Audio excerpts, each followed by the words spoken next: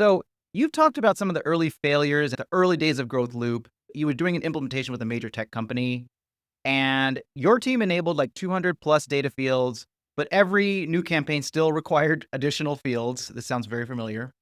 And after a few quarters, their VP of marketing asked you, like, where are your quick wins? How do you know you'll deliver?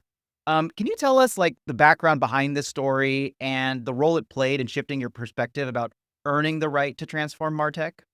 Yeah, absolutely. So early on, we were basically merging two worlds, the data and analytics world, where people had been building insights and reporting, and then eventually machine learning models, with the operational side of marketing, of delivering emails, targeting, paid media, etc.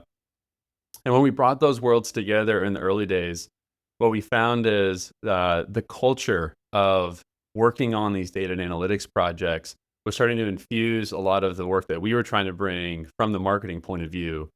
And so the projects around how are we going to enable marketers to self-serve, build audiences, launch campaigns through this data engineering that had to happen to sort of enable that was viewed through the lens of how do we create the single source of truth for the enterprise. And when you do that, there's really multiple approaches you can take. There's not one journey that everyone takes the same way.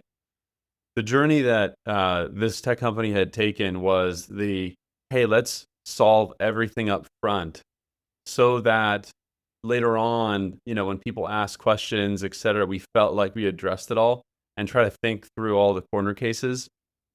The problem with that approach is if you do it in a vacuum and you don't have lined up use cases, it's really easy to basically spend quarters and sometimes even years building out what your sort of theoretical vision of this single source of truth could be in your data cloud or data warehouse. And so in this case in particular, that's exactly what happened. We had a fantastic advocate and a VP of marketing who wasn't just a marketing mind, but also someone that had implemented their own queries when they had questions and reports, which is rare for a VP of marketing. That's exactly the kind of persona and profile that usually would be a great fit for a composable solution. And he had a call with me like a few quarters in. He had become sort of a friend at that point. And he just said, "Hey, David, like whatever you guys are working on with our teams here isn't working because we don't have the outcomes that I thought we would have by now." And so I Hmm. explained, here's the context, here's the data teams. And he's like, "No, I get all that. I know that. Like I've been here. I need to see the quick wins. Where are those initial quick wins that I can point to my leadership team to say, hey, there's initial success here that we're going to build upon that shows that this is going to be the scalable way of the future. Not to say you don't forego the long-term plan while you build short-term wins, but you can't sacrifice one for the other. And so those early wins, if you can pick not just like the most gargantuan challenge of the company, but like that international team that hasn't gotten support from Central for, many quarters because like they've just not been a priority market. Or there's a product area at the company that's sort of like the third child, so to speak, in the priority queue as well. Those teams, if you can get quick wins with them, they are eager to engage. They're going to be your biggest and strongest advocates. Um, that's some of the learnings that I had early on was finding the balance basically between the long term and the short term, not sacrificing one for the other. This idea that you talked about, like the team kept coming back with like new fields, new data items to add. And like I've been on both sides of that. So I can empathize with the folks that are Yeah. just like, yeah, I think this is all we need. Let's go, let's do it. And then someone comes up with another idea, or the business changes, or a new Yes. customer comes on, and there's like constant change, right? And so new ideas, new things, new data is required to come in there. And yeah, I really like that example there. So David, let's say like we just got an early win. You obviously, don't just want to share that in just an email or a Slack channel to, the customer that you just had.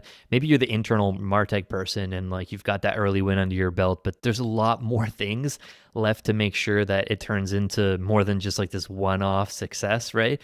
So talk to us about like what comes after that. Like, are you creating evangelists inside of other teams? Are you doing monthly, quarterly metric meetings, like with different, or doing like political maintenance? What does that look like? Walk us through that. Yeah, definitely. If you've done the work up front to figure out what the North Star is for that team, you're tying back this win to the larger vision. And you're doing so not just by sending out a Slack message. You want to actually take it on the road, right? The face-to-face roadshow, if you can get invited to the weekly or monthly that's regularly held by other teams that you support or interface with, it could be the sales leadership, it could be the data team leadership, it could be marketing leadership, whatever side you're on, and actually like explain and tie it together that this is part of this larger vision. You're going to bring people along in a much bigger way because people want to follow a like well articulated important mission with you. And when you're doing so, the best way to speak to it isn't just this is what I did or what we did even. It's actually to bring the folks that were most impacted by the win to speak on your behalf for why it mattered so much to them and how they see that vision.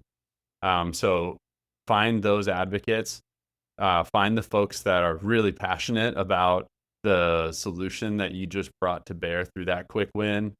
I think that passion over scale or volume, right? Quantity isn't going to solve this problem. It's really about finding mission-driven supporters for your cause. So I think establishing that drumbeat, and here's the expectations of what's next, and delivering on those expectations, giving yourself plenty of time as you do so you can pass with flying colors. I think all builds a drumbeat of trust and reputation that your team is set here to like deliver for everyone.